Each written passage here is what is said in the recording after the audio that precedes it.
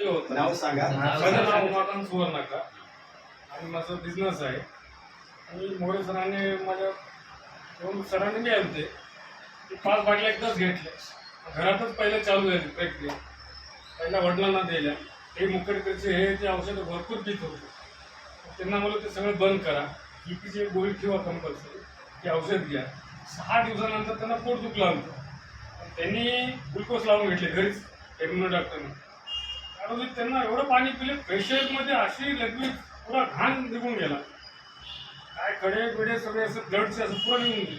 आणि ते औषध लय मस्त आहे म्हणजे कंटिन्यू ते परवा औषध संपलं तर बी त्याने ते औषध मागून होते.